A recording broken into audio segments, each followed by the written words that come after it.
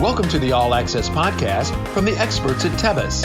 Each episode, we'll talk about technology topics, trends, or solutions that manufacturers need to know in today's rapidly evolving times. Sit back, enjoy the discussion, and let us know what you think. Welcome, my manufacturing friends. This is the All Access Podcast. We appreciate that you listen to us, and we always are trying very hard over here to bring you meaningful content, to bring you topics that really can influence your daily work. And we have really the pleasure to bring you a topic that all of you really need. Because we're being asked, hey, do you know anybody that wants to work, that has talent? Hey, we have people here. How can we make sure they don't go away from our company? So the topic of today is really looking at talent, at finding the right person, or what should you look for within your own company. So for this episode, I'm truly looking forward to our conversation here, because the individual that we have on really has the pulse on what it takes to retain your people and what to do with them. We have invited Miss Marion Wells to the All Access Podcast. She is the founder and the managing partner of the Human Asset Management, or in short called HAM. She is the talent development consultant for companies that aspire to achieve significant organizational results. And that is through the development and the training of, human capital, your resources. So we're not talking about your machines this time or any of those things. We're talking about your resources, meaning your people. She's got over 30 years of business solutions and experience in the manufacturing and the automotive industry, which pretty much says she knows what is happening in your environment. So, Marion, welcome to the All Access Podcast. Oh my God, Mike, what an intro. Thank you for having me here today. I'm really, really excited to talk about something that's near and dear to my heart, which is, your human capital in your facilities. And I think that this is going to be a topic that is going to stick with us in the long term, given the nature of the market conditions that we're currently faced with, which is the mass exiting of the baby boomers out of a lot of these companies. So you probably won't know the answer to this, but hopefully you do. Where did all the people go? I mean, did they go to Mars? And you just mentioned the baby boomers are in the process of retiring, which leaves a huge void. Yeah. What is really going on is that we've got this phenomena that we didn't really plan for. And that is what I've been talking about in industry for the last 4 years, which is the 2030 concept, which is the year that the last baby boomer turned 65. Right. And a lot of organizations have really been trying to scramble, and figure out how does that impact them. Right.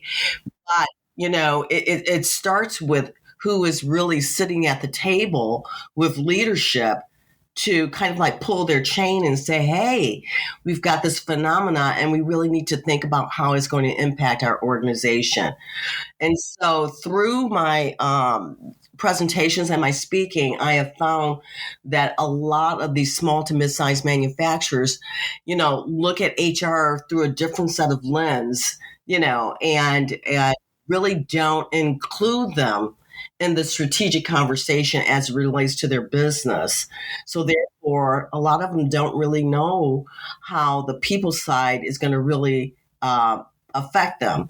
I think for us, we were kind of not lucky, but COVID was really a game changer because it really brought the issue to light, Mike, and really forced companies to step back and think about their people in a different framework. Yeah, I think COVID did a lot to our manufacturing industry, even to the human psyche and to everything. So you at Human Asset Management, you guys call it HAM or does it go by the full name? We call it ham, and no pun intended, right? And I think it is a memorable name in that, our clients remember who we are, right? Not just for the work we do, but for the really crazy name that we have. I mean, human asset management, Marion, is such an important topic. So when you on your daily work that you do, you sit down with management and you discuss the topic of their resources and what they need to do. And what have you uncovered? Because obviously we're seeing a lot of, I have to say, there's a lot of talent out there. They just don't come to the manufacturing anymore. And I think, Mike, a lot of it has to do with the attraction piece. A lot of the talent really don't know that your company exists. Your external brand is not really matching your internal brand. And that could be your website. That could be how you post your jobs. That could be, what humans are saying about you internally on these social media platforms. So there's a lot of strategy and work and due diligence that has to be done to really attract that talent to your organization. And I don't think companies are really leveraging it, primarily because they don't have staff, right? They don't want to spend their resources doing this kind of work. And additionally, they've been quite lucky in that they, have great referrals maybe internally within their companies. But for whatever reason, the awareness about the external brand and the impact that it can have on attracting humans to your company hasn't really taken shape yet. Some of these websites are old, Mike. I mean, they haven't been looked at like in years. Yeah. I mean, I think companies don't realize that your webpage, it's almost like you're dressing up for your first date. And I've been out of the dating game for a long time, so I don't know what it means to dress because usually my wife dresses me and that's okay. But the webpage, and you're absolutely correct. And because we over here at Tebas, we look at web pages and we see what's going on at companies. And when we come across a web page that is just extremely old, of course, we on our side are saying too, who are they attracting? And I think the younger generation, they want to see that kind of vibrant web page. I mean, it's their window sign essentially of this is who we are, and come to us. Would that be a correct statement? Yeah, that would. A lot of people don't realize is that, a lot of these companies have gotten really, really smart, the ones that are really, really successful at hiring. They've got a marketing person on the team. They've got a young person working in conjunction with their HR professional. They have the messaging down pat. They've got everyone in the company aligned around a digitalization strategy, so that everybody has the same look and feel, so that when a young person, taps in onto your website, they can see happy faces, they see comments, they see testimonials, they get a sense of the experiences that are going on inside your organization. They don't want to experiment. Young people want to really know firsthand, how is life going to be for me inside of that organization? And they're not going to ask you a whole lot of questions. They're going to do a whole lot of digging in that outside digitalization space called social media. And they look at what you said earlier on social media, see if you're active, to look at your LinkedIn profile of, okay, what kind of environment are you living in? Is it still the dark and grungy environment of the 70s and the 80s where a mold shop was just very dark? And because younger generation, they don't want to live in that environment anymore. Absolutely. But more importantly, it's not even really about the environment. It's really about the people that make up your company. It's really about your culture. And they're trying to get a sense of, it's almost like a football team. Do I try out for this team or do I try out for that team? You're no different. You've got to sell people on why they want to work at your company. So smaller companies, smaller mold and die shops, because a lot of them are listening to us too. The larger shops, they have a marketing team, they have a huge HR team and all of this. Some of the small and the medium-sized shops that are out there, the job shops, what is your advice to them? Because maybe they don't have that marketing team that does all of this. What would be a simple thing for them to do to attract these skillful and talents that are out there to their company? That's a great question. But within their organization, they have young people, hopefully. And, they can very easily just corral and maybe devote time. They have to be intentional about it, right? If you devote time and say, from a strategic standpoint, we're going to get in the conference room. I want to bring in, our most senior person, maybe a couple of young people, maybe some people in the middle, and let's really discuss this and brainstorm. And then, they have to take a look and do the due diligence of how do I appear in the external. It's really as simple as picking up your phone and just Googling your company's name and say, what are they saying about me? And you'd be surprised. Glassdoor will pop up and there'll be some feedback out there about your company that you may not even be aware of. So I think the first step is to really be intentional. Get that focus group within your organization together, have a set time and really focus on this issue and brainstorm and collect a lot of different ideas internally, and then put an action plan together on how you can address it. Oftentimes the fresh ideas come from the newest person that just came to your company. Companies always ask us, hey, we can't find talent, we can't find people.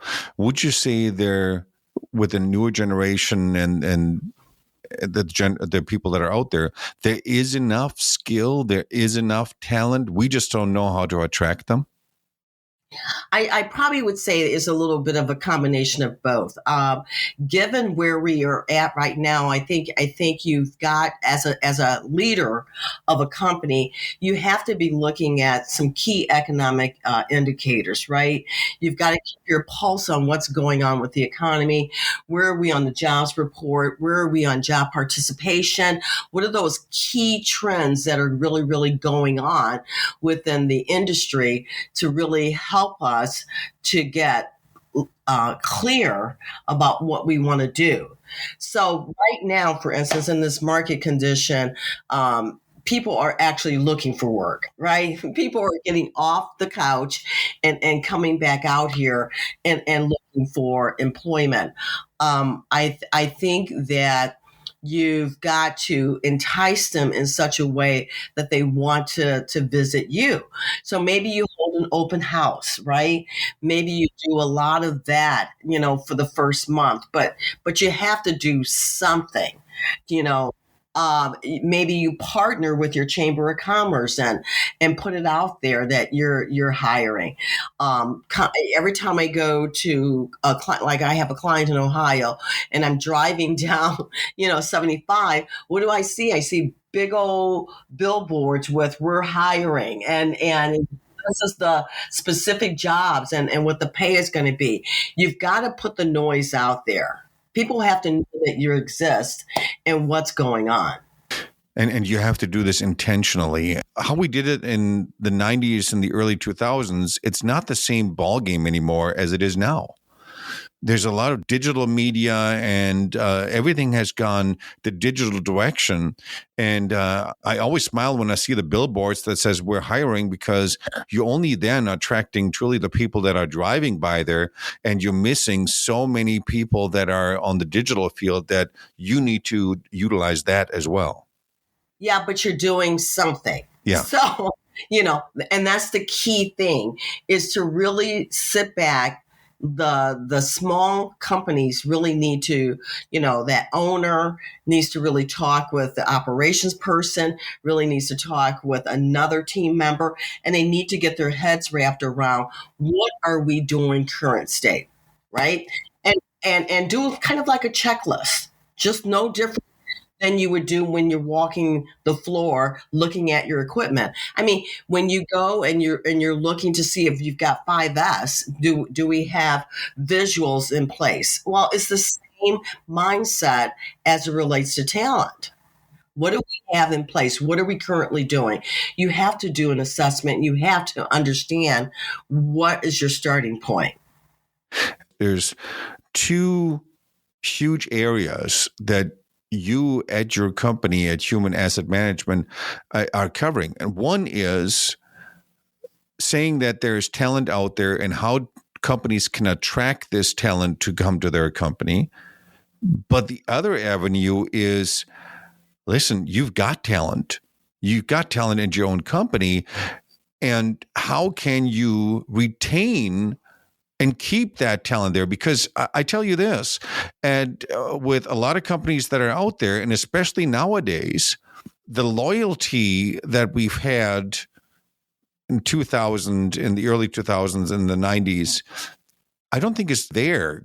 People jump ship for $1 more, and there's not this loyalty anymore that used to be at companies. How can a company really intentionally retain their individual? Sure, they can throw money to them, say, hey, I'm going to pay you $20 more and so forth in order to keep them there. But what can a company do to retain that talent so that they're not going away and they have to look for more talent?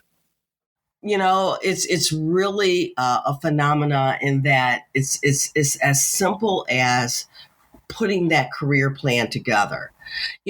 A young person wants to know that I'm making a difference in your organization. They have to have feedback. They have to have interaction. They want to know that, my opinion matters, right? They want to be included in the day-to-day discussion. They want to be a part of the team.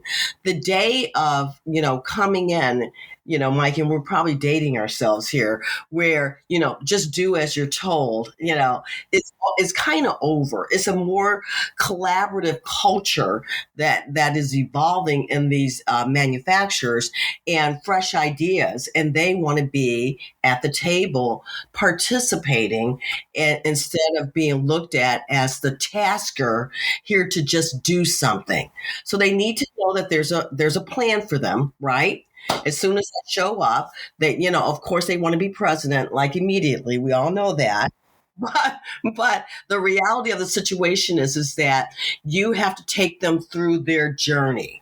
You have to document their journey. You have to help them understand, here's what, if you do your part, we'll do our part, and here's what it can look like.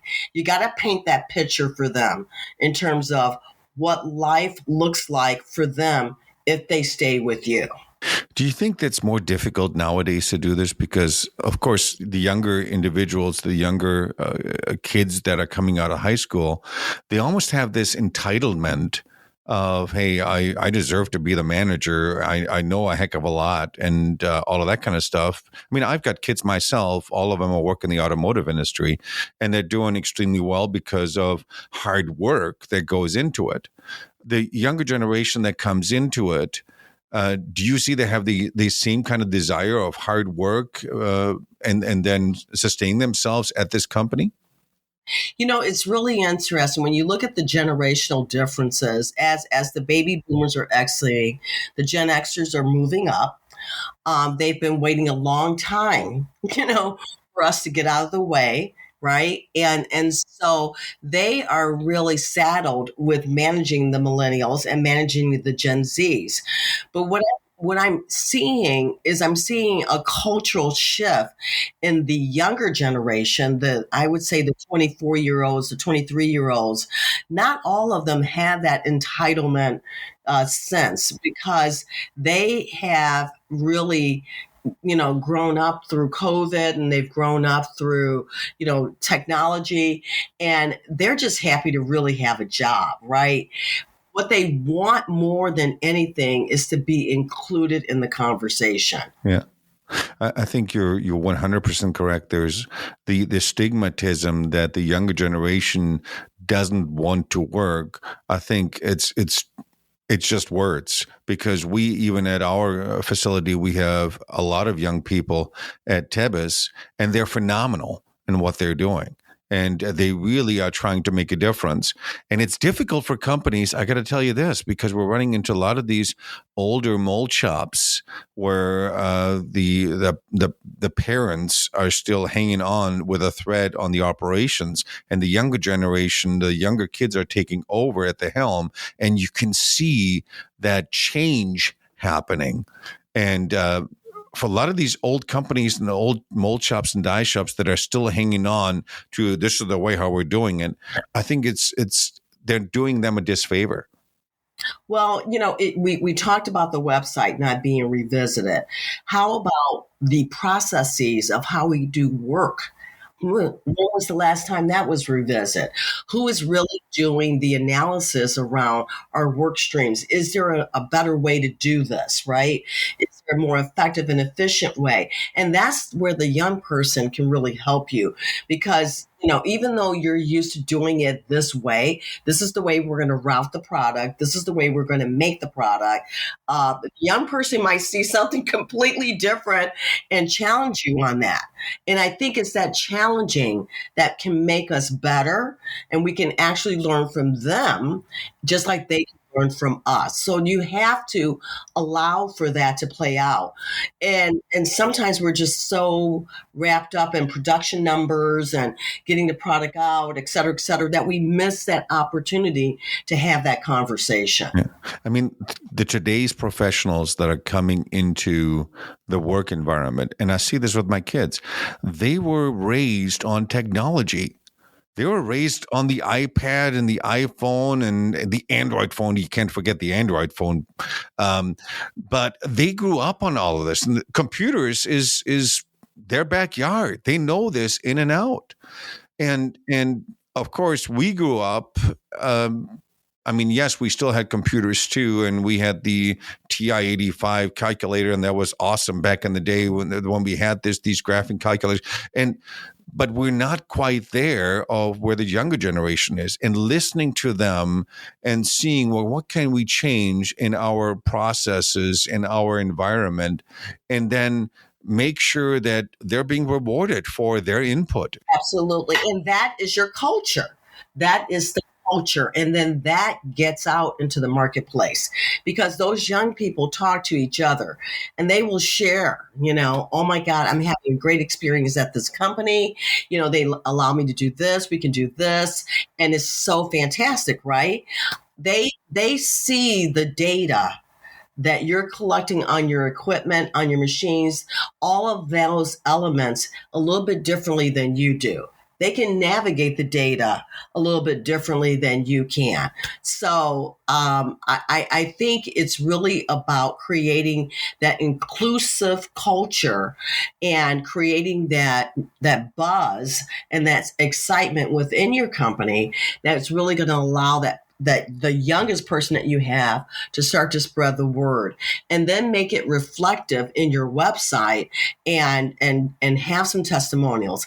And you know what? Get them out of the office every once in a while. Let them go to a trade show. Let them hang out and see what the industry is all about.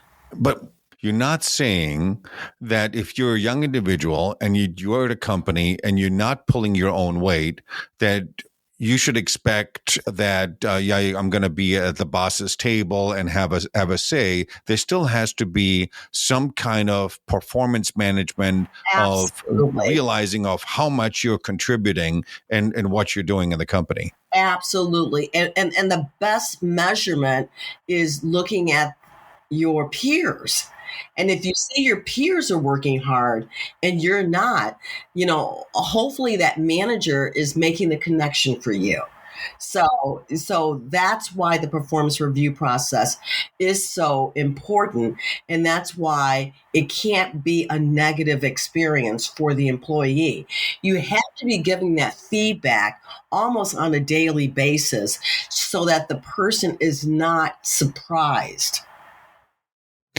Would you say that a company that has invested in diversity, meaning that there's women working for them, there's ethnic groups working for them, they have a better chance of attracting individuals and or new talent than if it's just, I'm going to say this kindly, the old white-haired men that are only in the company?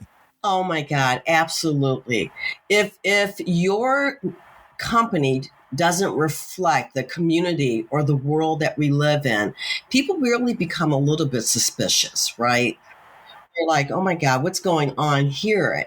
And then you're viewed as really dated, right? And so now, once again, inferences are being made regarding your culture and regarding what kind of organization you are and how come you're not being modern.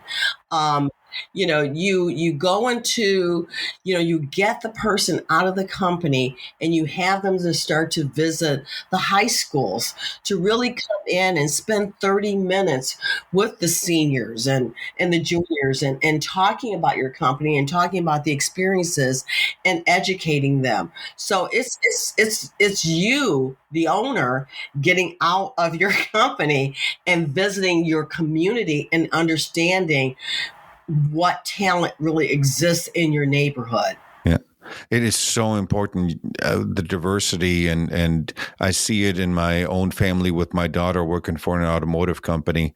And I mean, let's face it, having a daughter that's an engineer that works at a automotive company, you don't see that too often. And I mean, when she walks through the plant, she's one of a few. But the input that she provides, the knowledge that she provides is completely different from the knowledge that is currently there. And it makes it, the input is so much more valuable because you bring a totally different aspect. Well, yes, you do. And I think it's really important to have diverse ideas and diverse thoughts. If everyone around the table with the owner looks the same, then that's the first step in the process that you should get a clue, right? Yeah. There's something wrong here at our table, and inviting different employees to come in and sit at the table with you, you'll be quite surprised at the ideas and the thoughts that you'll get in the conversation. So, Marion, I know we could be talking forever about this topic because it's such an important topic for a lot of our listeners. From your perspective, what are some of the easiest things for companies to do? What are some of the must-dos that companies have to do nowadays to either retain their current talent and keep them within their company or attract more new talent to their company? What is that? Well, I think it's going to really start with your strategy. You sit down and you put together your business plan, for hopefully you do for the next year, and you have long-term vision for your company. I think that when you think about what your vision is for your company, you have to understand that there are some core enablers that have to be in place to help you execute that vision. And hopefully you understand that people are a big part of that core enabler to help you execute that vision that you have for your company. So you have to be intentional. You have to focus on the people aspect as you're trying to execute your strategic plan. You have to look at all of the players in terms of all of the ideas around people, whether it's attracting, retaining, developing internally. All of that work, that's the heavy work that has to be done. And then you have to have an ambassador within your company that takes ownership of the people to really help you drive that process to really execute your vision. So you've got to look at it from a strategic mindset. Yeah, I mean, you brought some very important points with developing your individuals and retaining your individuals. I think it's a very important topic. We thank you for being so active in this particular area, because we need people in the manufacturing world like you that can give advice to companies and really having them retain and look at their individuals and giving them a direction, because these companies, we need to retain them more and more here back here in our US of A, because we need to increase our manufacturing back to it. And I really thank you for being on this podcast and shedding light in your expertise to our listeners. Great. Now go look at that website and you guys make a decision on, are you current or are you old, in terms of your brand. Exactly. Well, Marion, thank you so much for being on the All Access podcast. We really appreciate you. And thank you for having me, and make it a great day. Absolutely. Here, you heard it here from Marion Wells at the Human Asset Management, HAM for short. Look at your website. That's your first calling card. Are you attracting individuals? Is your website open enough so that young individuals can see that, wow, I really want to work at this company? Have you developed your own individuals internally? Have you given them a voice within your company? Have you looked at your internal culture to see what that looks like? Have you diversified in your human resources? Not your machines, your people. Look at all those things. Those are important factors for you to be successful moving forward. And we need that success right now, because you guys are our manufacturing backbone. And we need to make sure that we can move forward and give these young individuals a purpose and a reason of why manufacturing is so important. So we hope that you enjoyed this episode of the All Access podcast. If there's any comments or any thoughts that you guys might have while you're listening to it, send us an email at marketing@tebususa.com. We always are looking forward to seeing your comments and your thoughts. If you have maybe an idea of a future podcast, let us know. From my side here at our office here at Tebus USA, I thank you for listening to the All Access podcast, and I'm looking forward to doing the next episode for you guys. Thank you, and bye. Thank you for joining this episode of All Access. Please leave a comment or review with your feedback or what you'd like to hear in future episodes. To learn more about manufacturing technology solutions and Tebus's capabilities, visit our website at Tebus. That's TEBIS.com.